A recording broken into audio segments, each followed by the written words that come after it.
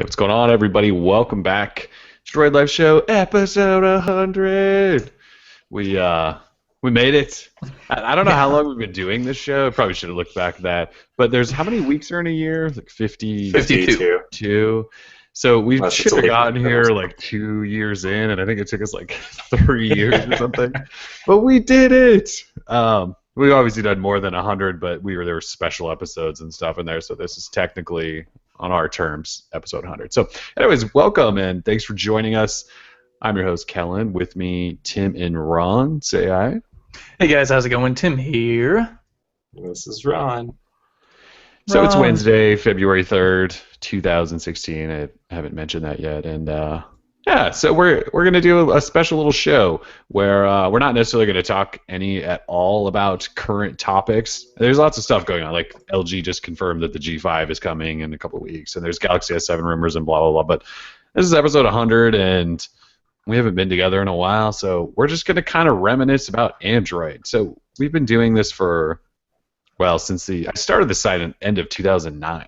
So we're over 6 years now. The site has existed, and we've been doing a show, I think, for at least 3 years, maybe longer. Again, I should probably look back at that, but we've been at this for a while. So we just want to go back through some history, like where we got our start with Android or our first phone, just some favorite memories and things like that. Really, just talk shop about Android because we don't do that all that often. I mean, when we get together and talk about hype beasting and rumors, that's fun, but we'll go back a little bit in time and just talk about stuff and just Android and Droid Life and all that. So anyways, thanks for joining us.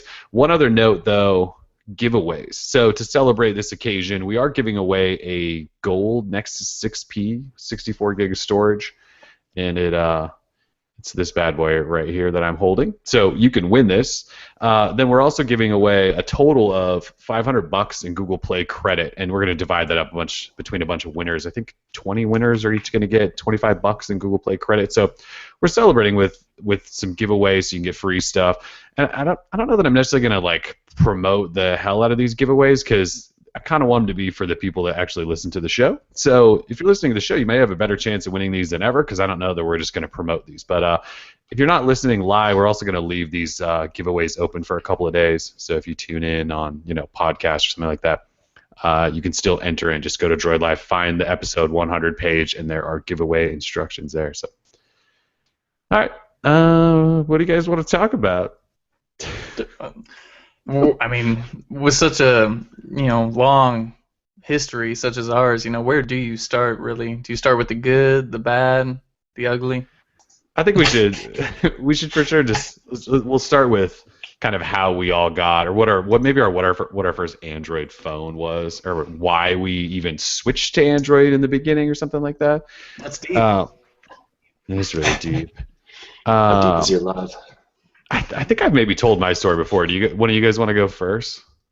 Yeah, I could go first. All right, let's The phone I had before Android was the LG Voyager, and I remember it was being marketed as I think it was actually the V10 is what it was, the V10 Voyager. But so it was marketed as like the iPhone killer, Okay. and at the time, I didn't even really know what an iPhone killer meant because I didn't have an iPhone. I didn't really have a smartphone. So I was like, okay, iPhone killer. It was being marketed as pretty good. I think it had positive reviews. So yeah, screw it. So I had the Voyager, and it sucked. Like, it was no iPhone killer. Like, the apps, the web browsing sort of sucked. So one day, I was watching TV. I forget when exactly, but I saw my first Droid commercial where it was like iPhone can't or whatever, and then it said Droid does, and it was very sort of subliminal, and I was like, okay, that was really cool, and I had no idea what it was, when it was coming, but I knew that I kind of wanted it, so I did a little bit of Googling, and that commercial is what led me to Droid Life in the first place, and so I got my Droid. And my whole life changed that day. I remember my mom got it for me. This was a few years ago, and my mom got it for me as a Christmas gift, I think. And I was the happiest kid on the block, even though I really wasn't a kid. I was like a grown-up at that point, but I felt like a kid. And I just remembered the apps, and I was like, oh man, apps, you're cool. I would stay up all night just perusing Google, or it was Android market at that time, and just downloading every app I could, even though there wasn't that much storage on the phone. There was like 16 gigs, but there was an SD card slot. But I don't think you could, put apps on it. Anyway, that's how I got it. OG Droid. I saw the commercial. The first Droid does commercials and crapping on Apple, and I just thought that was way too cool. So that was my thing.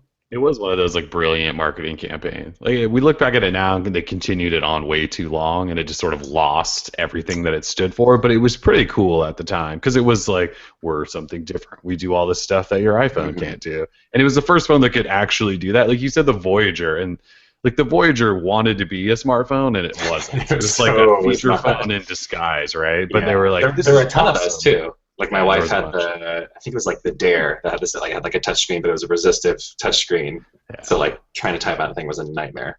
They were all bad. I'm looking at the Voyager actually. CNET gave it a 4-star rating. The bad. Bottom an 8.3 overall. I'm not trashing on CNET. I'm just saying like back then like it was a high phone. Rated phones differently, yeah, absolutely. It was definitely like the best phone Verizon offered because the iPhone still wasn't on Verizon, so it was like the best thing Verizon had going. That wasn't a BlackBerry because I didn't want a BlackBerry because I thought those were chick phones. But that's just me, dude. No hate to the BlackBerry community. I only saw chicks using them. So. This was November 2007 when this thing was reviewed. So so 2 years later, it was the. Did you go from the Voyager? Is that what you said to the? So you had like just got the Voyager, new on contract, and your contract ran out, and you were like, oh, Droid. Yep, that was what I was waiting for. I had the Voyager near the end of its life, I'm pretty sure, and I was waiting for my contract to die so I could kind of upgrade. And at that point, the HTC Dream was already out, and I remember one of my friends had it, and I saw the lock screen, kind of the patterned lock screen. I was like, what is this thing? That is futuristic as hell. And he's like, oh, it's Android. It sucks. Like, I hate it. The performance is terrible. And I was like, yeah, but look at that design. That's so cool and, like, innovative. And, but yeah, there it was. I fell in love. Oh, the OG Droid. What about you, Ron? How did you get over? Because was your first phone the Incredible, or did you have the original Droid? No. So I had the Touch Pro 2. It was my first like smartphone that I jumped in on, which was still in a drawer somewhere. And that had like somewhere in the middle of the update cycle. I think it came with like Windows Mobile 6.1. I think when it got up to 6.4 or something, or 5 or whatever. It was a long time ago. I don't remember. It had a bug where it would say you had one text message left, but you didn't. And so I like called Verizon support a few times, and I was basically trying to get like a free phone. And so because I was like, this one isn't working. Like that's a problem. Knowing so not my fault. And so eventually I was trying to get over to WebOS. I wanted to get the Pre, which launched on Verizon. I think it was like the Pre Plus or something like that. So they're like, no, you can't do that, but you can get, if you want, you can get the Droid Ares. And I was like, oh, okay. So I had like looked at like at the time, like there was the Droid, and then the Ares had come out like right after it. And so I was like, okay, I'll get that. My brother had the Ares, so that's what I got, and I loved it. It was a piece of crap when it got up. I think it came out with Donut. I want to say it was like 1.6, and then eventually got upgraded to Eclair, and the performance was so bad. I'd get a phone call, right? Because it was supposed to get that update pretty early on, and it just never happened. Yeah, because it was so buggy. Yeah. So like when they released the update, I would get a phone call and my phone would be buzzing, but the screen wouldn't update with the actual information, like for me to be able to swipe to answer the phone call until like I had like one ring left to answer it. So so then I bumped up to the Droid, called Verizon again and said, hey, this phone's complete crap because of the software. And then I eventually went to the Incredible. That was all within a 2-year span. So that was when you had to upgrade every 6 months because every new phone actually was that much better than all the phones before it. Yeah. So the Incredible was a pretty huge jump even over the original Droid because it had like it didn't have a dual core processor, but it was like a 1 gigahertz processor. It was 1 gigahertz. And the Droid was like, I think the Droid, I think, or 500 to start, 550 megahertz, like 512 megahertz or something like that. But you could put a different kernel We there to all overclock it. Yeah, we all Yeah. overclocked it to like 1 gigahertz, which was like frying everything Oh inside of yeah, it. the battery would die in like a minute. Yeah, it was bad. So Crazy. Well, I think I've shared my story, but I'll do it quickly. So in 2009, I bought, I think, the BlackBerry Curve on contract. Yeah, I had the BlackBerry Curve. And I remember I was like I was in like a spare bedroom or something, and I was getting ready to like go out for the night or something. And I like whipped out a belt from my jeans and like chucked it on a chair. And my BlackBerry Curve was laying there. And the belt nailed the screen and shattered it. Hmm. And so I think I had an upgrade coming like within a month or something. Called Verizon and was like, I just cracked my screen. My upgrade's in a month. Can you please do something? And they said, sure, we'll give you an early upgrade. And so I remember I went to Amazon and bought the BlackBerry Tour, which is like the worst BlackBerry phone ever made, basically. And the trackball would stick after using it for like a week. And it was so terrible that, and the Droid was coming out. And so I remember I went back on my Verizon account and it was like, you have an upgrade available, even though I had just used it with BlackBerry. So it was like something with Amazon at that time. Their systems weren't really talking to Verizon's and it didn't click and wipe out my upgrade. And so I was like, okay, well, this BlackBerry Tour is terrible and I need to move on. And so then the Motorola Droid came out, bought that. And so I always just kind of laugh at the fact that like if Amazon's system had worked properly and wiped out my upgrade with Verizon, I never would have probably bought the Motorola Droid, and probably we wouldn't be sitting here talking, which is, I know that's like weird. BlackBerry. But yeah, it would be Black. But yeah, but there was CrackBerry back then. It was a big deal. Yeah. Like there was nothing to break into at the time. Like the timing of being able to buy the Motorola Droid and sort of just start like randomly blogging. And like when I started, I was doing like case videos with like one of those little flip cams, and like the quality was terrible. I had no idea what I was doing. I was basically just sharing videos like to forums and things because there was no one else doing anything with the Motorola Droid. And then anyways, the rest is sort of So I just dug this out of a drawer. The Incredible with its beveled back that I forgot about. Oh yeah, It's beautiful. Tiny compared to my 6S. And it had that like random trackpad kind of thing on there. Yeah, that was one of my favorite things about. So one of the things I loved about the Aris was it also had a little, it was round though, like it was like a BlackBerry. And I used to play. I think it's not Tiny Wings. That's the game that Tim always wants to play. It was like some little like airplane game, and you could like buzz around. And so with this, you could do the same thing with a little touchpad, and you could scroll with it, which actually reminded me. And I don't think I ended up putting this in my review of the Priv, but with the Priv, you can slide on the keyboard. That's right. And that eventually reminded me of, oh yeah, I used to be able to do that on the Incredible, and on the Aris, you could scroll around with that little trackpad at the bottom. That's right. So I forgot crazy. that the Incredible had that as well, because I used the Incredible for a while because it really was an upgrade over the Motorola Droid. Well, yeah, and you could get ROMs for it. Like I'd have to charge it, but I'm pretty sure this thing's on ICS with a ROM. There were like developers still supporting it for a long time. It's funny how tiny that phone is. That phone has like a 4-inch screen or something like that, and that was a little bit of an upgrade over the. You think it's smaller than that even? Because I thought it was the original Droid like 3.7. I thought that was 4, but maybe not. Yeah, it might not have been. I think the original like Galaxy S line was 4. And that was when I kicked up to 4. Yeah, there was like, oh, this is huge. That's right. Yeah, and here's the Nexus S, the first one of those. I love that phone. I remember Tim got a free one, I think, and I think I got one from somewhere too. Yeah, that phone definitely. It was my first Nexus to like really play with and do whatever I want, and I loved it. Came running Gingerbread, like I loved everything about it. Yeah. But the Hummingbird processor wasn't all that good, but it lasted forever. But I mean, I remember all the commercials too, because they had the different names and all the different carriers. So it was like when they actually came out with the S line, there's like the Captivate, the Fascinate. Oh god, yeah. There were so many stupid names. Yeah, I couldn't keep track of those. I remember those was the worst time of the year. Like Samsung's phones were such a big deal, but because every carrier had its own variant that had like missing features. I mean, they still do that in a sense, but like It's even the designs were slightly different. Yeah, like the Continuum. Yes, the Continuum. Well, the Galaxy S2 on AT&T, I think, came in 4 different variants because there was the non-LTE version, then I think there was an LTE, and then they made some other there was 3 or 4. Yeah, the Skyrocket HD or something like that. Like, it was impossible to keep up. That was when there was really a new phone every 2 weeks. Yeah, Yeah, it was like that's impossible to insane. decide when to upgrade.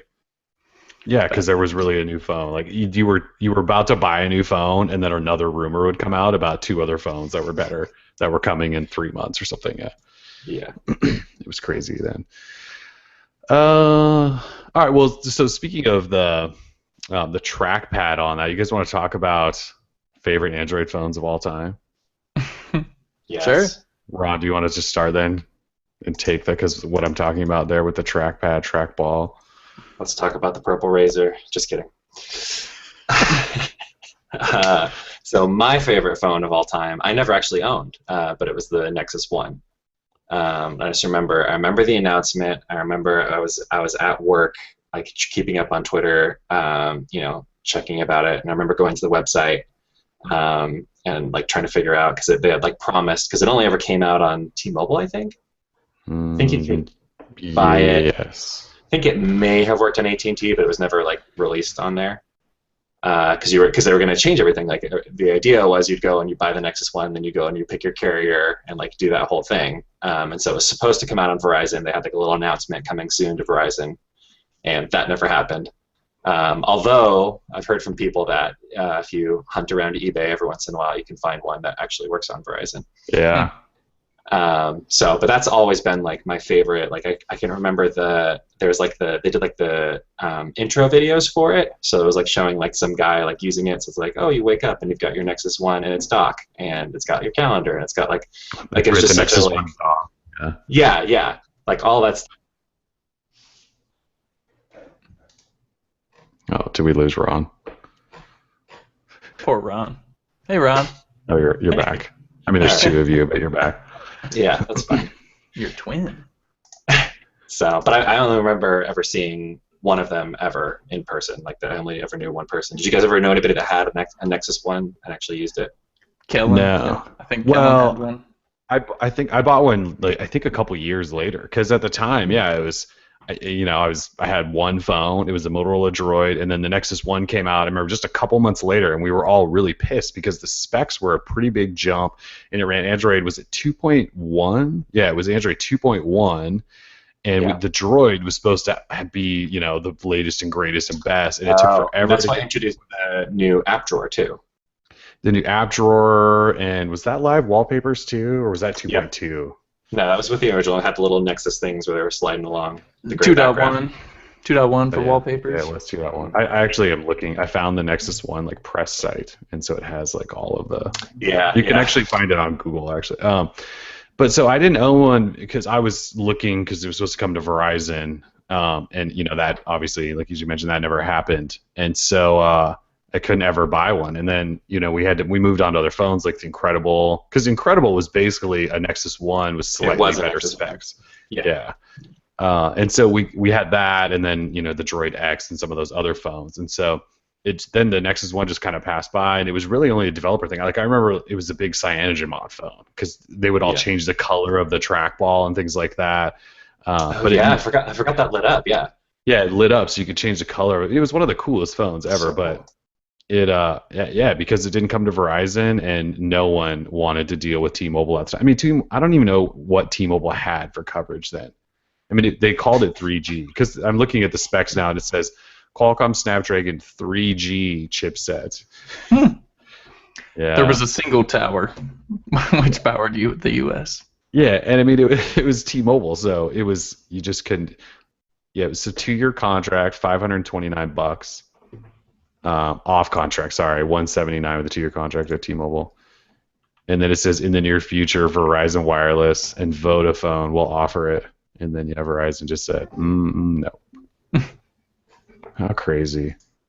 Yeah, so I have one like in the closet that I bought, I think, from somewhere for like a couple $100 just a couple of years ago, just so I could have all of the Nexus devices for some weird reason. But yeah, I never actually got to use it.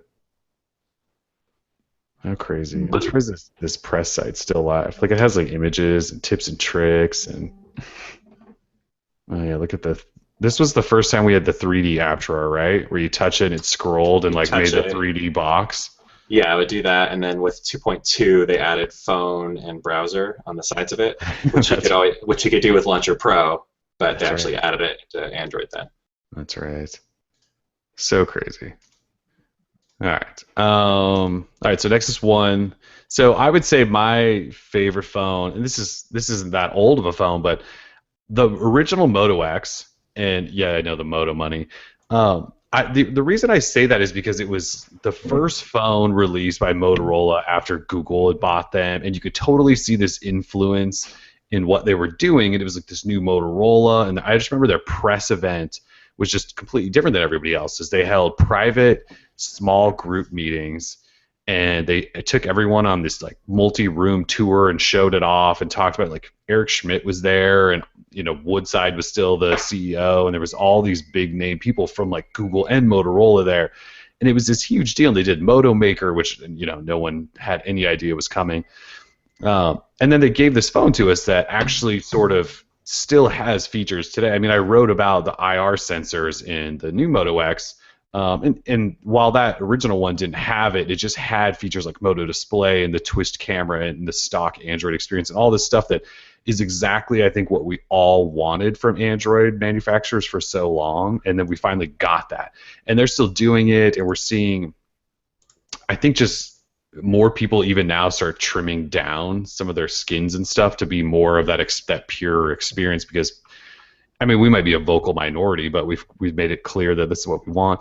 But anyways, it was like this rebirth of Motorola after being so crappy for so many years under Sanjay Jha and all those and that whole crew. And so that phone just it paved the way for all this cool stuff that Motorola's doing. And obviously, then Google screwed all of it up by selling them off for pennies, and now it's with Lenovo and blah blah blah. But it was sort of doing something completely different than what everyone else was doing, which I thought was refreshing. And it may not have sold in the millions and millions and millions or saved Motorola, but it just seemed like such an important phone. I mean, like, I keep going back to Moto X phone. I mean, it won Phone of the Year 2 years in a row, and it had the worst camera we'd ever seen, but we all loved the damn thing. So yeah, that's what I would go with.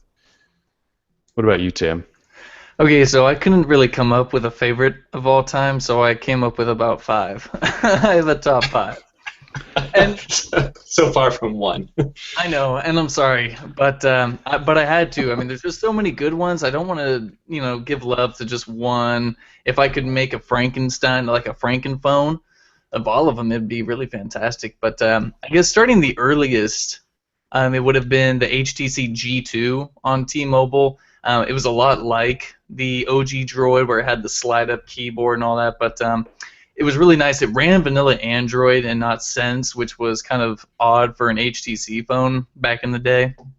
But I really liked it. The hardware was great. The speed seemed good. But again, it was on T-Mobile, so I was on their 30-day test period, and I took that bad boy back just because I could not stand T-Mobile at the time. I completely forgot about that phone. Yeah, the G2. It's a hot little device. I had a buddy who had one. Yeah, it was sweet. Yeah, I liked it. And the G2, not the G2. Sorry? HTC G2. Yeah, HT. Yeah, what did I say? I was the G2, but LG has the G2. Yeah, yes, not that. Yeah, HTC has a G2, not LG. Just to clarify. I totally forgot about yeah, this. because they called it G2 because the Magic was called G1 on T-Mobile. G1. Yeah. That's right. And came in brown. Oh yeah, and it even had a little trackpad thingy. It was like a glass trackpad or something. It's like HTC's thing. Yeah, it was totally legit. Everyone forgets about that hot little and number. It was running stock Android, so everyone was really excited about it. That's right. I totally forgot about this phone. Me too. Yeah. Totally forgot about it. Yeah, I was gonna get it, but then I was only ever on T-Mobile. Yep. Although I think there was a version with Sense though. I would probably a know. Desire or something. Oh, maybe they rebranded it Desire or something. Yeah, maybe that was the one for Europe. Yeah, probably. It's possible. So continuing on, I'm glad we all like the G2. Sorry, we just all forgot about it. I know, I got 5 to talk about. Then it was followed by the HTC One X. I didn't necessarily like the software, but I loved the hardware, that polycarbonate, aka plastic. Kind of was like a smooth and the white. And then there was one that came out, it was all black, but then it had a Tegra processor. I just thought it was a cool looking phone. It felt really good. The camera was decent. A cool looking display. So moving on from that, Galaxy Note 2, the phone that really got me into phablets. And I just fell in love for some reason. It was like plastic and stuff, but it was big. It had a really nice, big, gorgeous display. I could play fun games on it. And Really good phone. And then we have the Galaxy Note 5 because the Note 5 was pretty much everything I loved about the Note 2, but it was in this like super, kind of like a modern, really good hardware with the glass and metal, and Samsung finally stepped up the software game a little bit and it was a lot better. Camera, ridiculous. I mean, if I was had to be stuck on a desert island or something, I would either want the Note 5 or I guess the Nexus 6P, you know, something that's really really nice. And then, of course, Nexus 6P is my next phone, the number 5 after the Galaxy Note 5.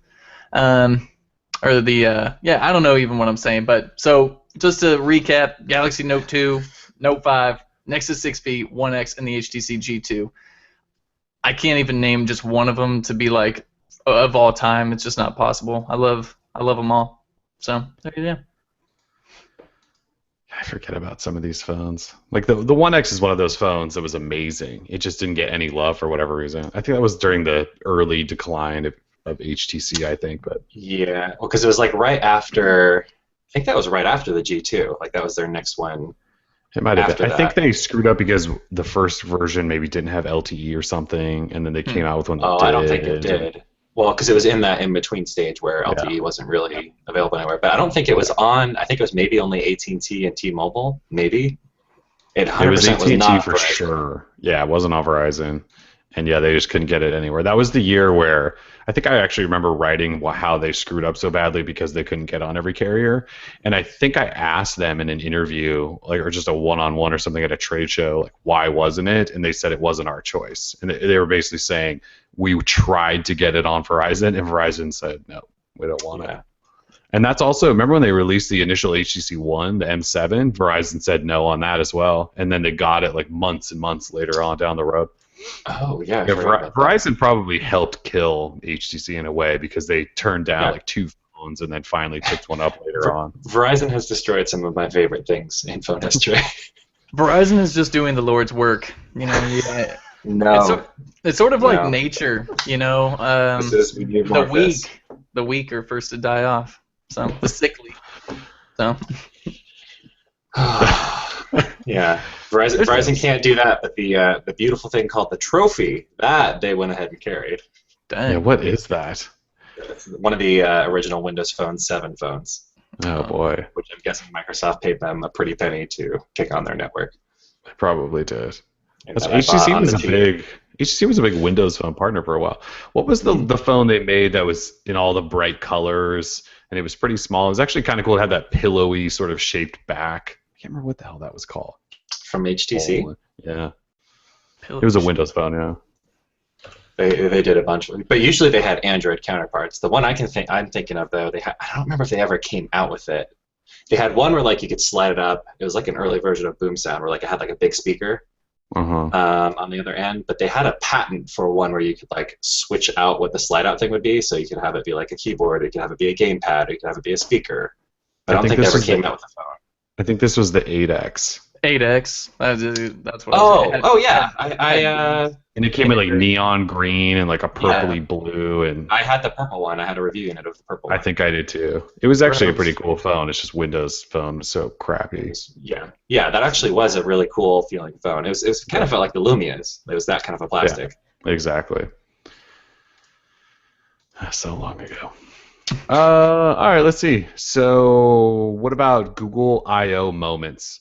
If we had a favorite I/O, so we've been to how many I/Os now? What was the first I/O we went to? It was 2011, 10. I don't think it was 2010. Yeah, 10 was like the first full year of the site, and we didn't really go to much that year, so it must have been Yeah. 11. If you did, you would have gotten, well, the USA attendees apparently got a Motorola Droid at that one. Yeah, so we didn't go to that one then. So 11. Yes. 2011, that was Galaxy Tab 10.1, Chromebook, Yeah, that was it. Verizon Live 5, Kellen's that was first it. one, yeah. Yeah, that was it. So since 2011, so we've been to 5 of them. This year will be 6 then. But I would say for me, like I don't want to throw out the Google Glass thing because the Google Glass thing was so. it was cool, like in the moment, and then when they redid that presentation with Sergey Brin and the skydivers and all that, when they did it the first day, it was pretty cool. We were all kind of blown away a little bit. It was just like there was people standing up cheering, like round of applause. It was nuts. Nerds. Yeah, and then they kind of killed it the next day because they redid it, and we were just like, we already saw this, now you're ruining it. I would say one of the first things that blew my mind that Google did was Google Now, just because it was one of the first times we saw a mobile operating system try to anticipate what you wanted or needed. So rather than just going, oh, I'm at the bus station, let me open the bus station app so I can see and check on times, or calendar appointment. I know calendar appointments like blink at you and beep at you, but like this was telling you when you needed to leave ahead of time, things like that. And then it would show sports scores and all that stuff too. I just remember when it came out, it was one of those things where you just go, oh, and you could see the potential to where it could go, and they've grown it some. I don't feel like they've grown it as enough as maybe they should have, but No, yeah. but it became like, I mean, I still every day look at it multiple times a day just to see. A lot of times it's for sports scores and stuff like that, so I don't have to open an actual app. But it's that stuff, and it realizes when I'm searching for something, and it pulls up cards for that and stuff like that. But I just remember like the idea that it was thinking before you and trying to help you do stuff without you having to do anything. I thought was awesome, and especially now, like, if I go somewhere and I have something on my calendar, it's also made me a calendar freak because I put everything on my calendar, usually with an address, so that Google Now will tell me, like, you need to leave to be on time. So I said Google Now kind of blew me away a little bit. What about you guys? Biggest IO? For me, it's kind of hard to say, like, biggest. I mean, they're all pretty good for their time, right, for the period. But the one that really kind of made me excited were the smart app updates from 2012.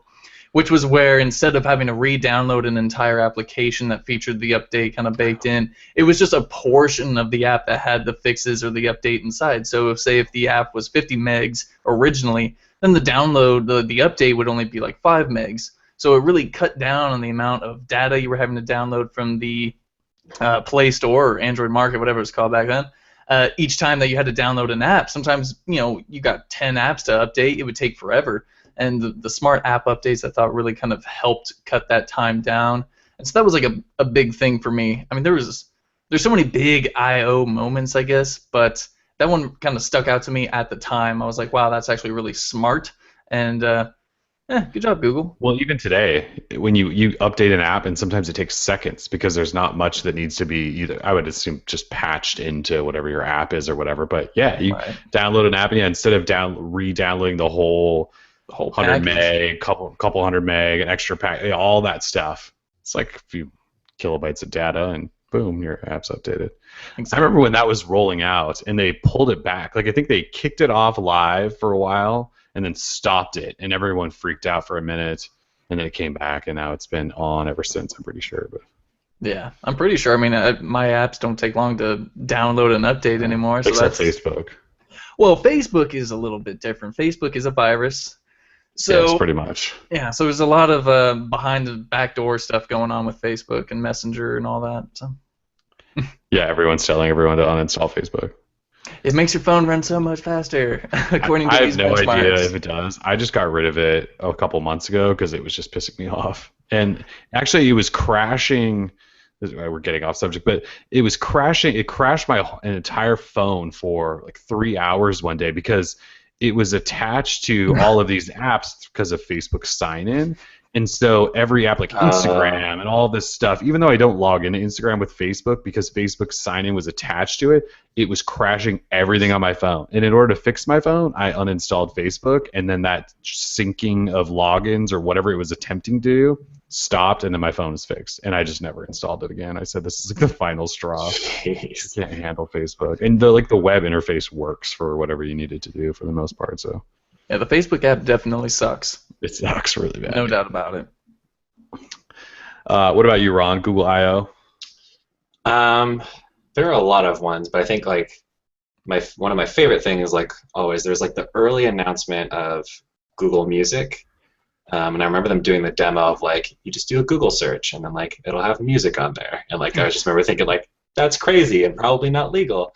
Like, it was that, and then they came out with like Google Music, which was like a music locker and nothing really else. But I remember everybody being super excited about that. Just That's the right. idea that Initially, it was just a music locker, wasn't it? that was it. Yeah, and so like you could upload. I forget what the limit was, but whatever it 20,000. was.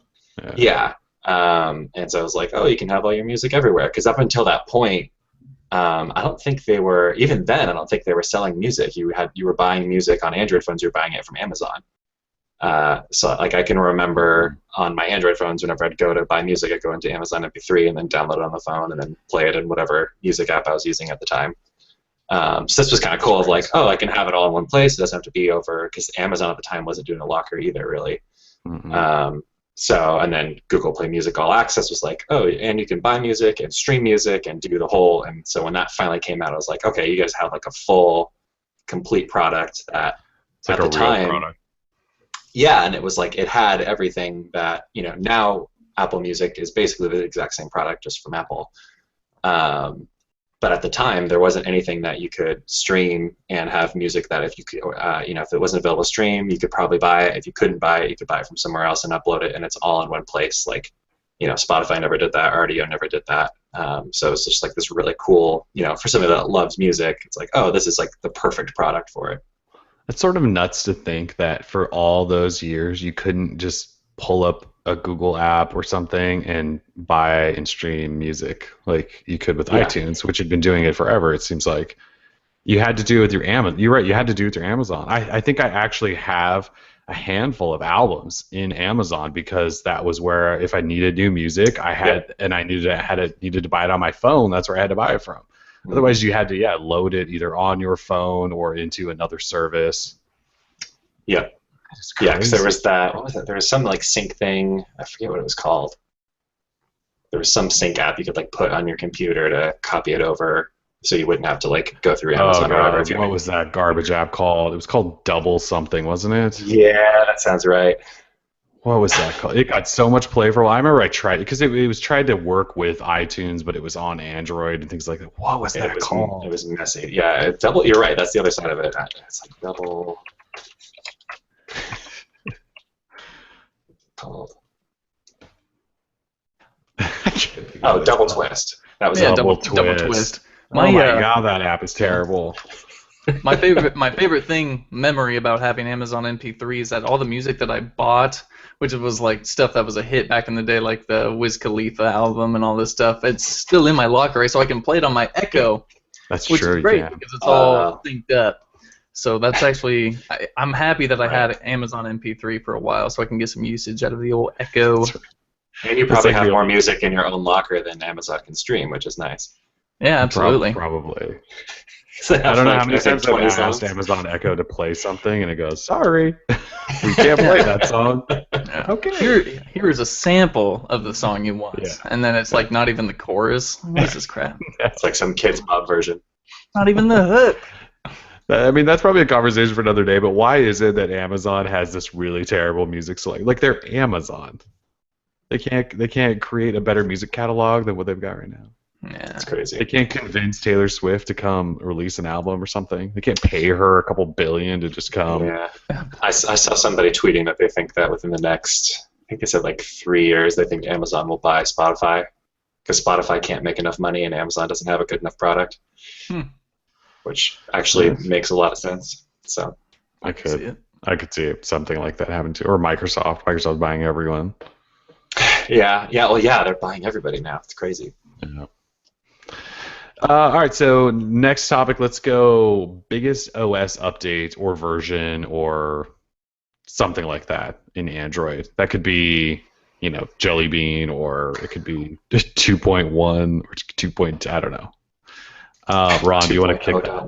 Do you want to kick that up? Yeah. So my favorite thing, like in terms of like just having a major release, I think is probably KitKat, because that was the first time I think that Android finally looked fully modern.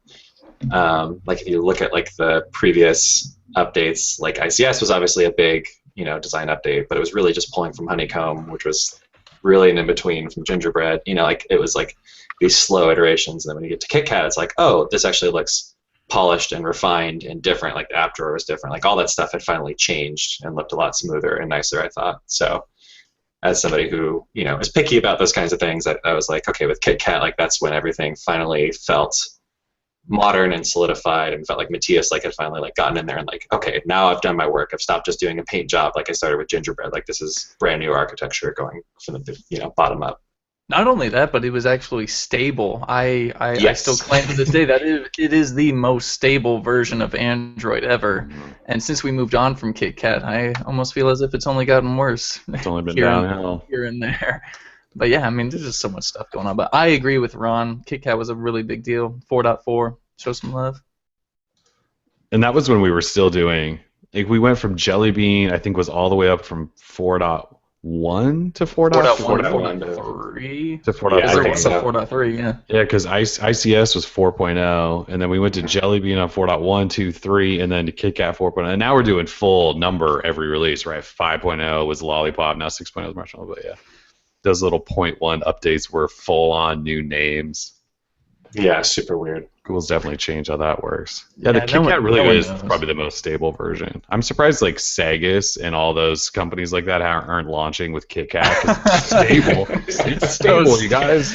KitKat Well, and that imagine Snapdragon that. 801, yeah. Yes, that would be that. Stable. That OS would fly. KitKat on an 801, absolutely, no doubt. That's funny. That should be the name of the phone, KitKat on the 801. I like it. Tim, what do you think? What was your biggest OS update? For me, it had to be from 2.0, I think, it was either the update to 2.0 or the update to 2.1, because I remember specifically, being a little nerd, we got live wallpapers in Android 2.1, which was Eclair, I think. And I was just so, or no, maybe that was Froyo, possibly. I don't know, it's hard to keep track. Well, no, it was Eclair 2.1, because then it was Froyo, and Gingerbread was 2.3. So it would have to Were be. they not on Froyo? Who? 2.0 Wallpapers? did not have live wallpapers. Yeah, it was 2.1 which brought them. So Eclair. Okay, so they didn't launch with the Nexus One. I thought I remember it being on the Nexus One originally. No, they did. It may not have been at launch, but it was in an update immediately update. after. Immediately Right, after. 2.1. Yep. Yeah.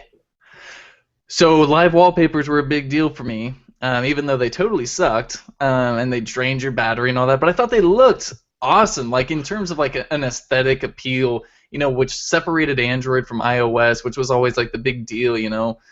Like that was a really big time for hate on Android and hate on Apple, all the communities going at it and stuff. But finally, I was like, okay, live wallpapers are cool. iOS doesn't have it. We finally have something to like shove in the faces of Apple people, and I was really happy about it. So live wallpapers for me. In fact, because I knew I was going to be talking about this, I went and downloaded this old live wallpaper from. This is kind of a throwback to 2.1, And it actually works still. Oh, it actually works. The app is called Nexus Revamped. It is available on Google Play for free to download. So, and it even works on this QHD display, and it doesn't look all that good because it's not like the resolution's a little off, but the dots are really tiny, the little pixels. But Yeah. Yeah. So I just looked it up. Eclair was 2.0 and 2.1. That's why I'm mixing it up. Froyo was 2.2. Oh, Friday All was right. 2.2. Yeah, so they're both Eclair, but yeah, I don't know when they. And also, Eclair was when they came out with NFC originally, which I can't believe because they did nothing with it for They didn't so do anything long. with it for like 2 years, yeah. Mhm. For at least a full year, yeah. well, I remember 2.0 brought support for cameras with built-in flash, LED flash, and that was a pretty big deal. So, Finally supported. yeah, dude. The What a trip. 2.1 update was such a big deal. I just there was the early days of the site. That was when I was typing in all lowercase, and I remember I was posting APKs for the like janky hacked versions of the 2.1 app drawer and all these other apps. Like we were side loading the new browsers and all this stuff because it was Oh, yeah, because they didn't have Chrome. It was browser. Yeah, it was browser, and you couldn't get any of that stuff. And like the new keyboard and all, we were just Flash. sideloading all the Google apps because Everyone wanted everything Adobe was Flash. white. Everything Like was that. white. Yeah. yeah, Yeah, that was ridiculous. That was some good times. It was really like the golden age of just the Android community really sharing and getting on XDA forums and all this stuff, and everyone just sharing the love, sharing the goodies. Oh yeah, it was live everyone just wallpapers. hacking everything because everything sucked, right? So we all wanted to make it better. We're like, we know these things can be better, and so we wanted to make everything better. So that's what we spent all of our time doing. And then it was like ROM this theme, this wallpaper pack with this new keyboard. I remember that somebody was theming keyboards. Do you remember that? And each new keyboard theme, you had to you had to uninstall and then reinstall the new colored keyboard. Yep, those were good times. That's my Liberty.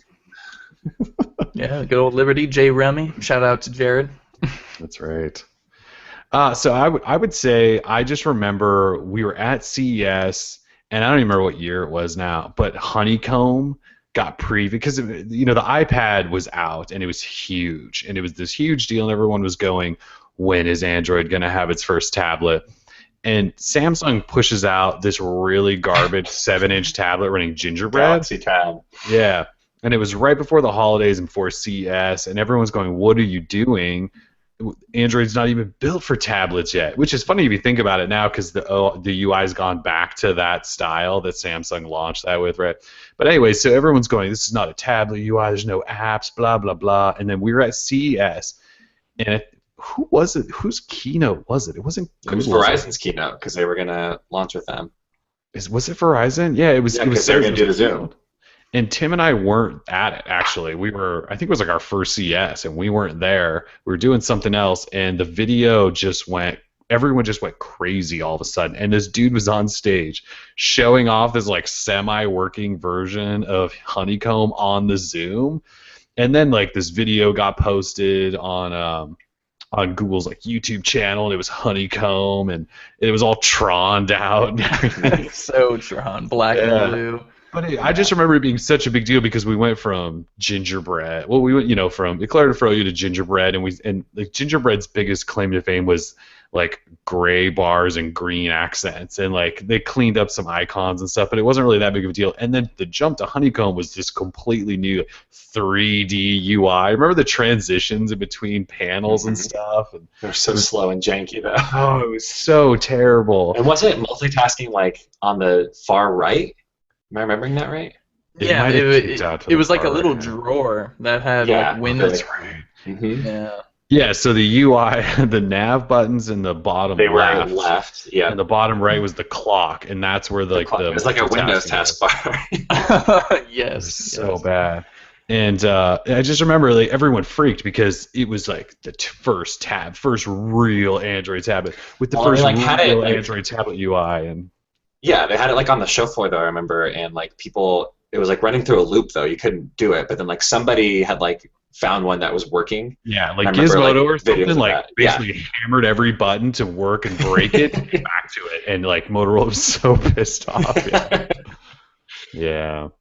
And then of course Honeycomb became this massive failure. Like it never really launched, and like and it was such a terrible launch because it launched on the Zoom with Verizon. If you wanted to get LTE, it had to come later, so you had to mail your stupid Zoom into Verizon. Yes. It was the weirdest thing in the world. Yes. They screwed it up so bad. The Zoom was just a pretty garbage tablet, and like the updates were slow, and they promised them, and they weren't. And then, I totally forgot about the LTE thing. We had to ship it back. I actually did it. I remember I waited until the very last minute because I just thought I don't need to do this. I don't need LTE in this, but I guess I paid for it, so I might as well.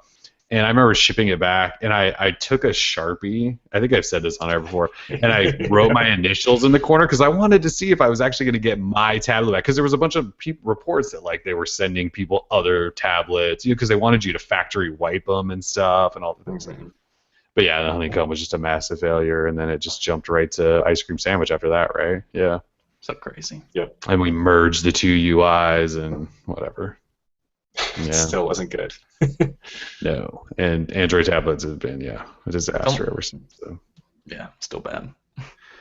Well, okay. So speaking of that, our next topic we were going to go through was biggest fail in Android over the years, and I guess I'll just continue that. So with Honeycomb, I would say the Android tablets have just been a disaster. From the beginning. We started with that Samsung Tab. Was it the Samsung Galaxy Tab or just the Samsung Tab? Whatever it was.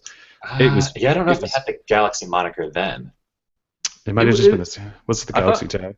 it was Galaxy Tab. Yeah, I think probably it was was. Galaxy Yeah. Tab. Yeah, 'cause So they were doing Galaxy phones before that. Yeah, so Yeah, it probably they was Galaxy Tab. So there was that, then we had the Zoom, and then I remember the year after that Zoom sighting at CES, the entire CES show floor was every single company, and we're talking everyone had a line of tablets, like 2 or 3 of these things. I think Tim and I the first year saw one that was it was like a 17 or 18-inch tablet from Toshiba or something. And it was behind a glass case, and it obviously never launched, but everyone had a tablet, and no one bought any of them, and no one still buys Android tablets. Samsung's had some success, but that's because just like with the Galaxy phones, they market the hell out of them and they sell them everywhere and they can distribute them, whatever. They've sold some, but everyone else just gave up. No one else even makes them anymore. Google makes one every couple of years because they're like, hey, let's try this tablet thing again, and they throw one out there and no one buys it either. Or there used to be all those random, like there was the HTC Flyer. You remember that? Oh yeah, I definitely had one of those. With the stylus or whatever. there was that Dell tablet, wasn't there, before the good one? Well, there was this Streak 5, which was the giant phone, and I think they made a tablet version too, like think the so. Streak 7 or something. Yeah, something Streak, and I just keep thinking of pooping my pants whenever when I hear the word Streak. But I remember everyone kept wanting HTC to make another one, and I don't know that they did until the Nexus 9, right? I can't think of one. But there was always like those random tablets. There were the ones that were like attached to carriers and Yeah, like the Droid Zyboards. the Zyboards. Yeah, I think XY board. I think HTC did make another one for like T-Mobile or something. I don't know, because they said that they were backing out of the U.S. tablet market for At one point they some did, time. but somebody made, I forget, it was called like the Jetstream. I don't know that ever did that actually come out. I do remember that now. Did that ever come out? I thought so. Did it get canceled? Wasn't that a big one? 2011. Yeah, it was a big one. No, that came out. AT&T. Oh God. Gave it 3 stars. October 2011. Jeez. Oh yeah, look at that thing. Yeah, no one bought that thing because everyone wanted HTC to make a tablet because everyone thought Sense was a better tablet UI than what Google was doing. And so everyone kept saying HTC, and then they just said, no, we're not going to. It was like one of the smartest moves HTC's ever done was getting out of the tablet business before everyone else did, basically. So I'm thinking of the G Slate. That's what I was thinking of. Oh, man. So this Jetstream is running a mixture of Sense and Honeycomb, apparently? Something like that. Yeah, wow, weird what a nightmare.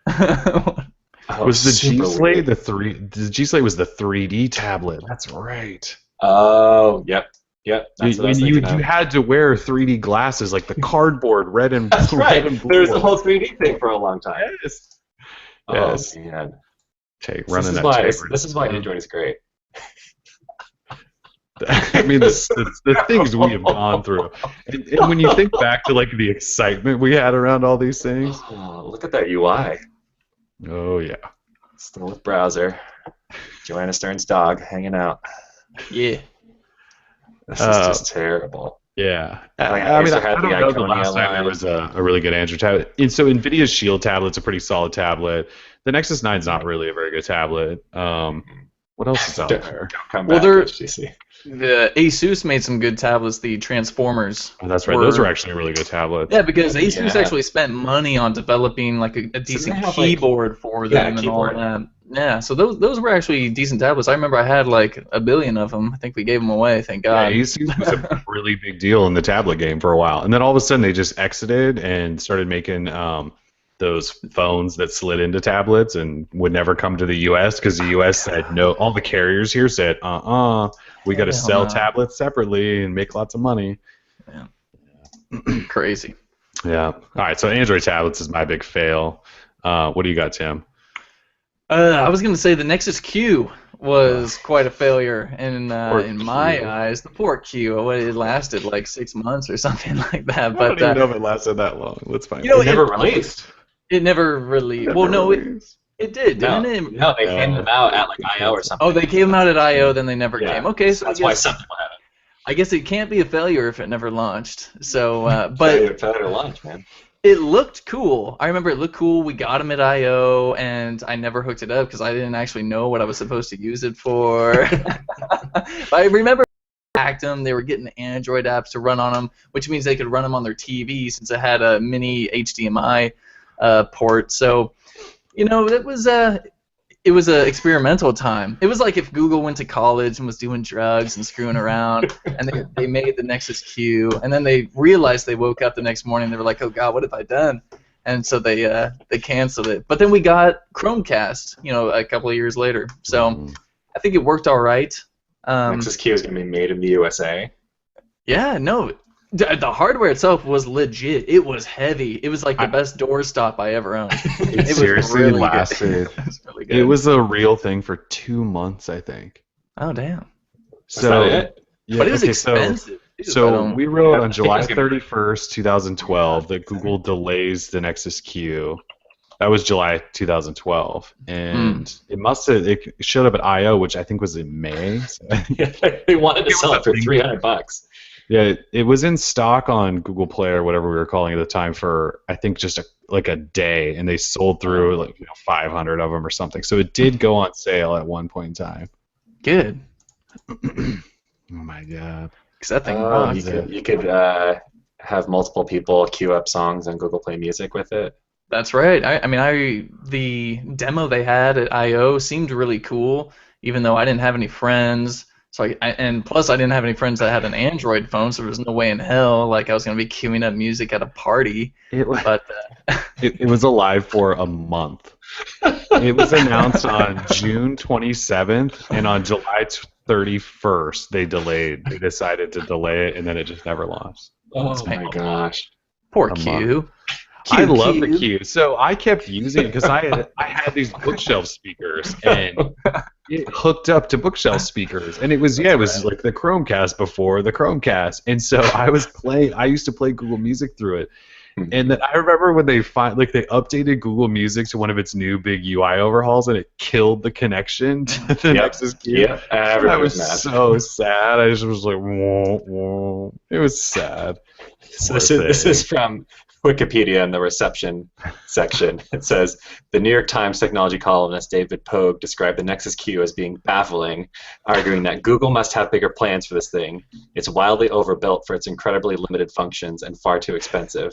For now, I can only think of one class of customer who should consider buying the Nexus Q Sphere. People whose living rooms are dominated by bowling ball collections. Pretty good. That's pretty good. I mean, it was so buggy and janky and terrible. It never worked. They updated a couple times and it worked okay for a while. But yeah, out of the box, yeah, I thought it was cool because it lit up. looked and, cool. you could spin it to adjust the volume, and it was built like a tank. I mean, the thing when people made all the jokes about it being a door stopper, it really could have been a good door stopper. Yeah. How much does this thing weigh? 2 pounds. It's not heavy. For a little plastic ball, it was quite heavy. Was it It was- plastic? no, I think it was metal, wasn't I it? thought it was metal, yeah. I think at least the case was. Sure, okay, the casing was, I guess, metal, Yeah. but It was called Project Tungsten. This is just so ridiculous. Poor little Q. And then they come out a year later or something with the Chromecast, which does everything and more and is this big. It just plugs into the back of your TV. Oh my gosh. Oh, They it had must- so many, it had so many ports too. On stage at I/O, and they're on these couches, like socially tapping their phones to this thing. Socially tapping. sorry, I think the Nexus Q deserves a little sad trombone real quick. Oh man. So sad. Sorry, Q. All right, Ron, what do you got? So my biggest fail is Android TV, which was originally known as Google TV. I remember Eric Schmidt talking up how every TV is going to have Google TV within another, I think he said 6 months or something, which of course never happened. Still hasn't happened. I think maybe Sony or someone had Google. Some of them have Google TV built in now. Yeah. Or Android TV, whatever it's called this year. Sony. Whatever. Hey, man, come on. But it's just, I think everybody was kind of excited about the idea because, like, obviously the Apple TV was already in existence or whatever, and like this idea of like, oh well, we can have like a Google version of it, and I can have all my Google stuff on my TV, which is pretty sweet. But like, it just never took off. It was never a good product. I can remember, what was it, the Logitech? What was the original one called? View? Yeah.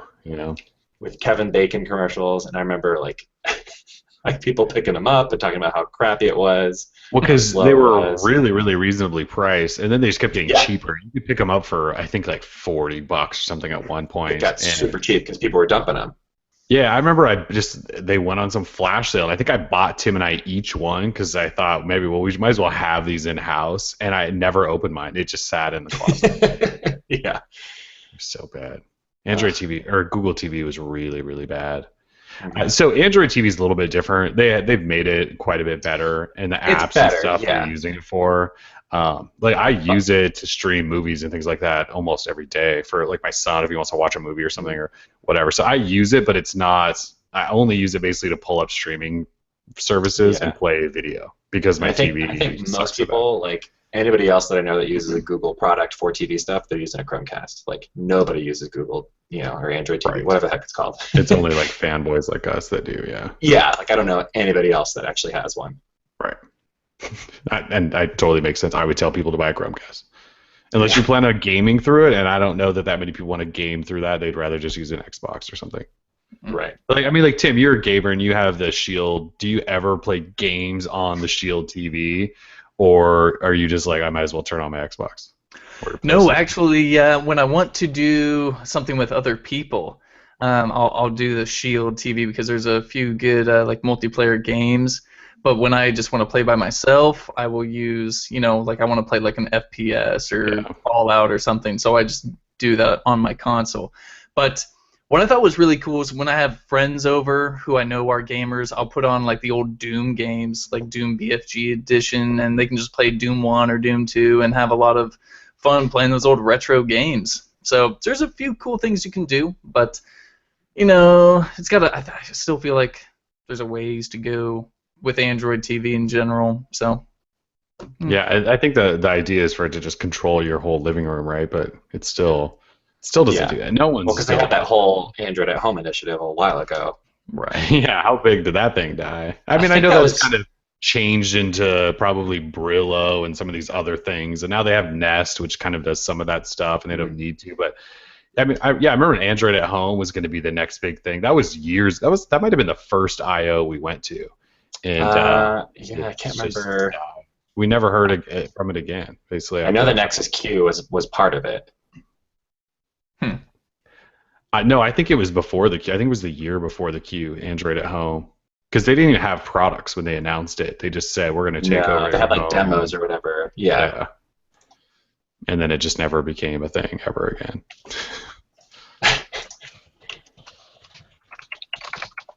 Oh, Googling. Yep.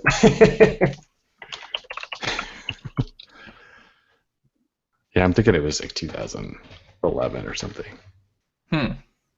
I just know all that stuff is super expensive. Like, I would love to have Philips Hue lights and all throughout the house and stuff, but I mean, it's $70 for a light bulb or whatever. I mean, they're crazy expensive. Yeah, I can't bring myself to do that. Yeah, so 2011 at I/O, they announced the framework.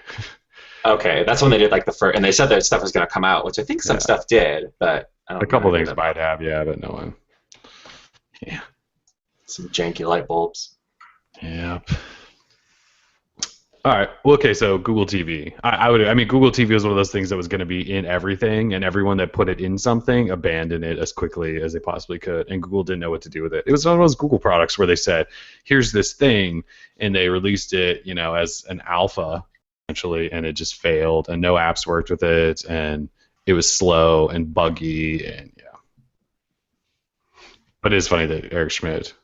You bring that up a lot, but it is funny that he was like, "This is going to be everywhere." Because it's such a classic Eric Schmidt moment. That's why, it's so Eric Schmidt to say something. It's like, do you even know? Like, are you just mouthing off? He was just barely briefed on it before he said that. I miss Eric Schmidt. He used to say so much fun stuff. Yeah, I mean, I talked about the first Moto X being my favorite phone, and remember he was the one. He was at that. It was like this the tech get together of all the like billionaire executives, and he was showing yeah. it off on purpose, and like someone was photographing him on purpose holding the thing. Yeah. I think I did like some sort of like BuzzFeed like almost like meme of that thing because like Tim Cook was there, I think, and he was, and I, yeah, and that's Schmidt. I miss Schmitty. All right, let's change to something maybe happier. There's been a ton of Android commercials over the years from Samsung and Motorola and even Google. Let's run through what our favorites were and maybe why. Tim, do you want to start there? My favorite of all time, no matter what they will release in the future and to what they released in the past, my favorite is Friends Forever, F-U-R, ever. And it's the cutest thing. It's a compilation of just That is cute. animals of different species getting together and just loving each other and using Android. And they have a tiger playing on a tablet. No, I'm just kidding. There's no actual animals using Android. But the point is, don't be the same, but be together. I forget the exact time, but be together, not the same. Yeah. Yeah, and that it's such a powerful message. Yeah, we are all different, but we all have a common collective, which is repopulate the Earth after the nuclear bombs go off. So I just thought Friends Forever. And they had the song that was in the original Robin Hood. Yeah, they did. And it's just a really happy commercial, and there's not enough positivity in the world, man. So it probably was Google's best commercial. It has 22 million views on YouTube. 22 million views, and really whoever downvotes it's a total hater. But it's a really good TV spot. I remember the first time I saw it on TV. I think it was during the Super Bowl of last year, wasn't it? And I think that's quite possible. But I thought it was great. Might have been, yeah. Yeah, and I remember telling all my friends, they know what I do for a living. They were like, dude, did you see this Android commercial? And I was like, yeah, that is awesome. Like, good job, Google. So I was really happy about that. And I love animals. And at the end, they got the orangutan that's all just chilling out with the dog. Dude, if that's not the cutest commercial ever, I don't know what is. It's pretty damn cute. It's awesome. Thank you. All right, Ron. What do you got, Ron? Well, that would have been my favorite. So second to that one, because that commercial is amazing. I can just remember there was like the original Droid promos where they had like the jets flying and all of that. But I think my favorite one, like from those line of ones, was the Droid X ones, because I can just remember like they did the same thing where they like slowly teased it out. And so they had like the guys going down into the crater, and I'm like slowly going into like whatever the little ship was, and then eventually like the final version of the commercial was they go in there and there's like they see like the busted up helmet, and they keep going in. There's like this floating rock, and he reaches his hand in, and his hand turns into a robot hand, and then the droid phone slides up, and then you just get the droid logo, and it's like I just remember like being so excited about like this crazy new like because at the time. The original Droid, the Droid Aris and the Droid Incredibles. It's like, oh man, we're gonna keep having all these sweet Droid phones, and like, what's this one gonna be? And all the rumors about it. And I remember that was I think that was our first, if not the first, one of the first looks at Moto Blur. Yes. Well, yeah, I think it was. It was pretty. If it wasn't the first, it was early. Yeah. And so like I remember like you would swipe and it would like show which number of home screen you were on down at the bottom, and then it would like slide back down. Like it was a crazy UI and a crazy phone because it was gigantic compared to everything else. It had the back hump. It was the original Hummer, I think. The Hummer. Yeah. So I always loved that commercial, and I just remember being so excited for that phone. And I think it came out either the same time or right, like the Droid 2 came out like right after it, maybe with it, which had Moto Blur as well. So yeah. So that commercial has special meaning to me because the site was only like 8 months old, but we'd already become known for Droid and all this stuff, and obviously somebody on their marketing team or something sent us that teaser that you're talking about. And so we actually had like it was one of our first exclusives that was sort of like an inside, like they had handed it to us and we got to upload it to our YouTube channel. Here, I'll post it in the chat. So yeah, we have that teaser for that. It was right before they announced it, and yeah, they sent it to us. And I just remember being like, wait, what do I do with this? Can I post this? And, you know, they had emailed it under droidx@gmail.com. Like they had created a throwaway email for it. And I emailed them back. I was like, what do I do with this? Because I had no idea what I was doing still. And they were like, yeah, you could post that if you want. But they said it in some sort of like robotic, weird way. Like, yes, that's affirmative or something weird like that. Yeah, And they were that stuck was with that. Yeah, and that was the teaser. So They put a lot of marketing dollars into that. I mean, that doesn't look like that's not some flimsy commercial. That's it's a No, nice it looks like a commercial. sci-fi movie like preview. Yeah. totally. I mean, it looks better than other movies that came out recently. I was gonna say The Martian, but I mean, The Martian looks pretty good, but this looks a little bit more realistic, I'd say. Especially the robot hand at the end. Yeah. Sorry, Matt Damon. My favorite spots are all. I just remember all the really bad commercials. Usually, like I remember like Robert Downey Jr. Oh man. got signed up with HTC, and he didn't make one good commercial. Like there was the hipster troll car wash and all that crap. But the one that stands out to I me. forgot about that. Yeah, I mean they were all so bad, but the one that stands out to me is when their brand deal with him was just such a bad idea and did nothing, and he disappeared for months, and then all of a sudden he showed up in this random ad where he's standing on set for a movie or a show or something, and somebody basically just handed him a phone, and it still had like the stickers on the back, like the IMEI stickers. Yeah, the IMEI stickers on the back. And he just is reading off this prompter, and he starts using this like British voice or something, and tries to make some joke. And it was like one of the worst commercials ever. And we made fun of it, saying it was him just fulfilling his contract. And it was just this like it was like the perfect end almost to that partnership because it was so bad and so poorly done. I don't know what HTC was doing. And the other one I would say was that it was really clever. It was the Galaxy S3, and that was when the Galaxy S3 was really big into touching phones, and everyone made fun of them afterwards because it made the like boop boop noise. And they did the one where the guy is leaving. I can't find the commercial now. I think it's been pulled everywhere. But the guy's leaving his house and his wife and his kid. He's going on like a business trip or something, and she beams him something, and it's like a picture of the kid or a video of like the child doing something, and then she beams another one, and she's like, and this one's like for you later or something. Like, it's totally she's beaming him like a sex tape video. Yeah, that was pretty good because it was just really clever and it was fitting of the time. Like I mean, there's still sex tapes running around, but it was just at the moment it was pretty good. I would say that was the other one that stood out. But yeah, I can't find it anymore. It's like Samsung pulled it, and I searched for it earlier and can't find it. So, anyways. All right. Well, we've been going for a long time. What do you guys want to do now? Well, we got to talk about our best travel memories, and then we can call it. That's true. Well, should we talk real quick about why Ron moved on to an iPhone? Like, what was the moment? Oh yeah, sure. Absolutely. If he wants to dive into that. Yeah, I can talk about that story. Yeah. I know it hurts. Yeah. So I can remember I was house sitting for my boss at the time, and I was like trying to get some ROM onto my Droid 2. I forget what it was now. And somewhere in between, I completely bricked the phone. Couldn't get it to boot at all. And so I was like, crap, like this thing's dead. And so like I had an upgrade, but I was like waiting to figure out, which phone I wanted to switch to, because it was during that time when every Android phone on Verizon was garbage. So I like went to the Verizon store. I was looking at them all. I'm like, I just don't know. Like none of these look great. And so I was like, you know what? All these like Android phones on Verizon are just weird. They all had crazy skins. They were like you couldn't get like an actual like running stock Android phone. There was a time when phone. it was impossible to buy a good phone on Verizon. Yes. Yeah, you just couldn't do it. And so I'm like, you know what? Screw it. I'm just gonna get an iPhone. I need to get a phone. I need something for work. I'm gonna get an iPhone 4. So I grabbed an iPhone 4.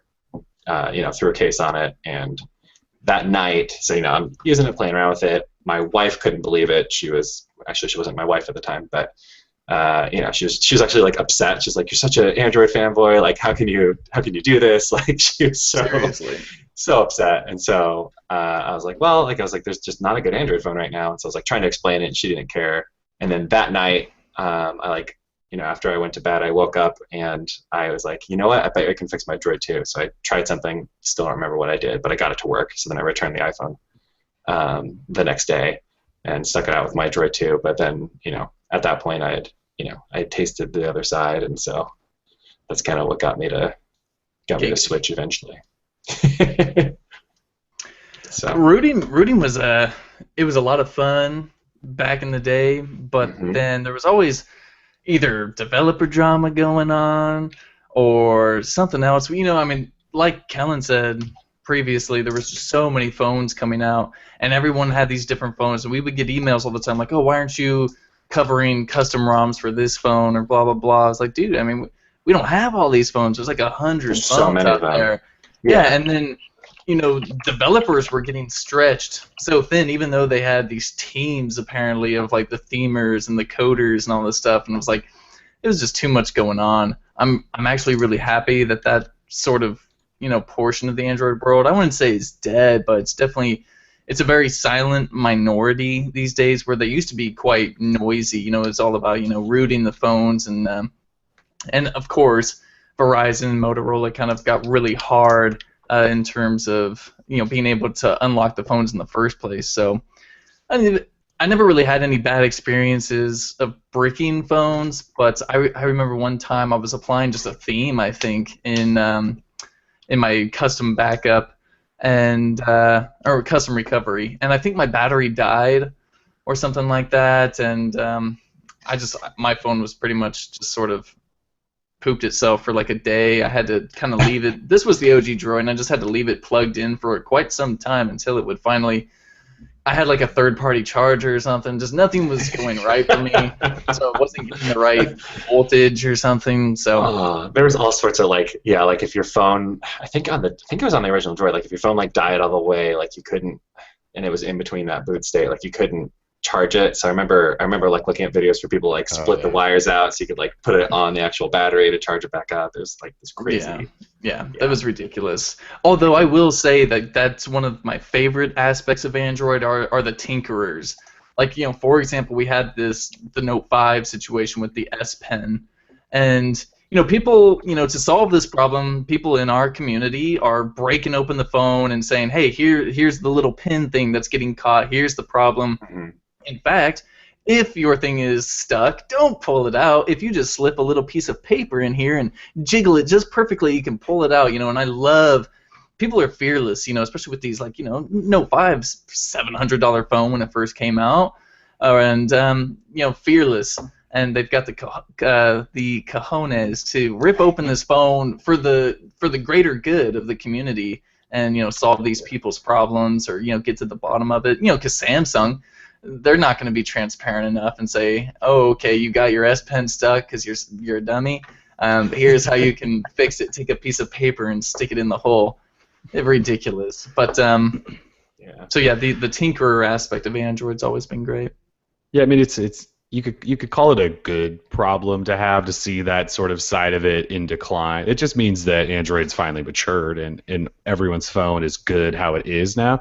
It used to be you had to basically hack your phone in order for it to, like, you to be able to really get the most out of it, the most features, to get all of the stuff you wanted built in. Because like, remember, Android was so bare bones early on. That's when skins actually were a big deal. Like, HTC, people loved HTC Sense because it added features. Even Samsung's terrible TouchWiz did. And stock Android was just so bad. And so you had to do all that stuff to get your phone to a place where it was actually really, really good. And now you don't have to do that. And I don't think that's a bad thing.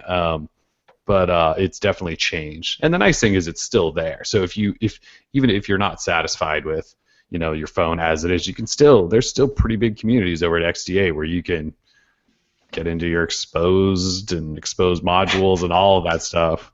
Yep. And so you can really do some things. So, but yeah. So long ago. I don't remember the time I rooted a phone. I was still rooting Nexus phones for a while, and I can't remember why. There was like a specific reason, and then I finally just gave up on that too. Yeah, still unlocked their bootloaders just in case. I don't know why. I can for sure remember driving down to like San Diego or something, and I put some ROM on my phone that was not working out right, and so I can remember wiping it in the car and then loading a different ROM that I had saved on my SD card to get it that I knew was okay. And I remember just thinking like, this is so crazy. Like I'm completely wiping and redoing my phone while I'm in the car. Like I don't have a charger with me. Like I don't have a like. Hopefully this works. That it worked fine. But like just like that was always the crazy thing of Android is like you could do this crazy stuff. I remember driving to Vegas. My buddy had a Droid and I had a Droid. And mine was on whatever the update was, like 2.1 or whatever, and his wasn't. So I just threw my SD card in his and did the update. And like it was just like this weird, crazy like world of Android where you can just do whatever you want. It was just weird and awesome. You really could, yeah. And even got to the point with ROM Manager and stuff where you didn't have to have a computer in handy or a cable. You just downloaded a ROM, flashed it, you're on your way. Yeah. We did a little back. Yeah. Good times. Yeah. Ron, do you need to get out of here? Yeah, I do, sir. All right. Well, do you want to talk to travel stuff, just memories from moving around the country and covering Android? Oh yes, this great country of ours. I mean, there's a few instances that pop up that I can do quickly. You know, for one, seeing random people or celebrities at CES. Like I've seen Jennifer Lopez, Dennis Rodman, one of the weirdest encounters of all time. Tony Hawk in like the back corners, slot machines at the Mirage. I mean, just like weird things that you can only really ever get at Vegas. You know, where like the mecca of just all these celebrities and stuff come together in one place. It's great. But the Dennis Rodman story in general, because growing up, the '96 Bulls, and even before that, I just love Michael Jordan and the Bulls in general. When Dennis Rodman was on there, of course, he was already sort of a weirdo, but not to smack talk or anything. He's a fantastic ball player. But so we saw him in Vegas, and he was just sitting there smoking his big old cigar and stuff. And I was like, dude, that's Dennis Rodman. Like, we should go up and just say hi. Like, I really want to get my picture with him. And so we walk up and we're talking. He's like he's out of his mind. I think he's either drunk or stoned or whatever, but he was just totally out of it. And I was going to ask for a picture, and then he was like, don't do it. Don't do it. Don't do it, bro. He straight up said, don't do it. And I was like, okay. And so I was just so, I was He almost basically threatened embarrassed. you and then wanted a hug. Yeah. Yeah, It was Rodman. so awkward. Yeah, I got pretty buzzed too that night, so I don't really remember exactly what happened, but It was so I just remember awkward. it was super awkward. He called us the geek guys because we told him we were there for CES. Yeah. Oh, you the geek guys. Oh, you're the geek guys. Yeah, and I was like, okay, cool. But yeah, Rodman. I mean, one of like my little heroes, and then he was just totally trashed. And you But, might have met him all because of CES and Droid Life. Yeah, exactly. But my favorite CES moment of all time was Michael Bay. I am so happy that I was there at Samsung's event where Michael Bay, The ultimate meltdown. yeah, just like freaked out. You know, it's hard to even call it a meltdown because it's not like he melted down. He was like a hermit crab, and he just went, oh, I can't do this, and he just hid, like he ran off stage. Michael, the curve. You want to talk about how the curve helps? I just think of like little kids in a situation where they're in a play or something and they get thrown into something and they're so embarrassed they just crumble and hide. But we're talking about a grown man in Hollywood who makes movies for a living just going, "Gah!" and just he couldn't talk about what he did for a living or anything and I felt bad for him because of course TMZ picked it up and Michael Bay freaks out on stage during conference. But he's such an easy target because his movies are all pretty much garbage, and so then to see him come out, and you would think he would just come out and go, "Yeah, I'm so awesome, let's blow shit up." And, and then he just went, "The teleprompter died." And yeah, like, dude, you can't wing it even for a second. And the guy from Samsung is like, well, yep, that was Michael Bay. Then let's give him an applause for having him. Like, how much did they pay? And then, of course, he had to fill his obligation. And he came out later just through a video, which was totally written and scripted, saying, oh, yeah, Samsung Curve TV OLED, these are great. And, fail. But, yeah, Michael Bay freaking out on stage was definitely my favorite CES moment, I think. I'm pretty sure. There's been some good ones, though. But that was pretty good. Ones. Yeah, good ones that we can talk about. Yeah, then one more that I can talk about real quickly. I think it was maybe our first or second year, but NVIDIA was hosting one that was kind of like that pre-CES. And there was a gentleman in front of us. He probably just took over a red eye from Japan or China or something. He was there, and he was he was sleeping. He was sleeping. He was sleeping like this or something, and people started like freaking him out, like, "Hey, are you okay? Are you okay?" And then someone started yelling, "Doctor! We need a doctor!" People thought he was dead. They thought he was dead. Dead. And And touching this guy, like, wake up, buddy, and he wasn't waking up. Like they thought he was dead because he wasn't awake. He was in the deepest slumber of his life at like this massive press event, just. Yeah, snoozing tough. And then he woke up. Yeah, and he's like, "I'm fine. What are you guys freaking out about?" Yeah, because you were dead for like 10 minutes, dude. Exactly. I've been touching you like this. Like, wake up. Yeah. So people were freaking out, but everything was fine. He was just a snoozy guy, and I just thought that was really funny too. Because, you get a group of people together, and you get sort of that. There's like this hive mentality going on where no one really knows, what to do. Like someone was yelling, "Is there a doctor in here?" It's like, dude, you're in a room full of nerds. No, there's no doctor in here. Are you kidding me? Like, come on, what do you expect? Someone's gonna come over and check his pulse and all that. No, but yeah. Anyway, CES is always a blast. Always a blast. Yeah. The traveling in general typically ends up being pretty good. Absolutely. All right, well, cool. Well, that was a good hour and a half show. I think that's about it. I mean, that was episode 100. We talked about a lot of stuff. It's been a good like 6 years doing this. However long we've been doing this show, but obviously we're not going anywhere. We got plenty more to come. We'll have to like do a live broadcast in like an arena or something when we do like episode 1000 if we ever get there.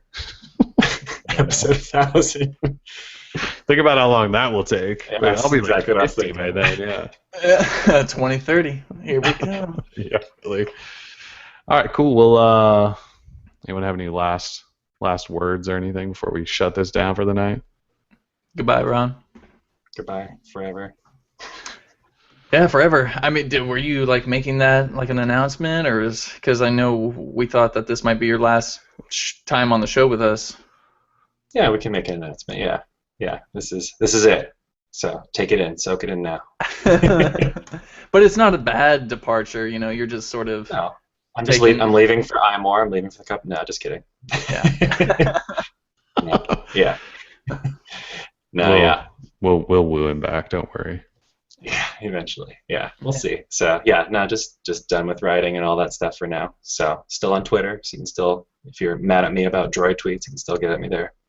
Thank God. Yeah, my sending you passive-aggressive tweets is like my favorite pastime in the day. So yeah, you just can't do it in the comments anymore. That's all. No, yeah, don't worry, I'll be doing it. You'll see me. All right, so yeah, Ron's done, but he'll be around. He's not dying or anything weird like that. No. Not that dying's weird. It's sad, but. All right. Sad puppy. All right, we'll wrap it up there. So thanks for joining us. It's been episode 100 of the DL Show. Thanks for supporting us through 100 episodes and hopefully many, many more to come. Final reminder, giveaways. We're giving away gold next. To full puppy mode at this point. Tim's going full Rodman.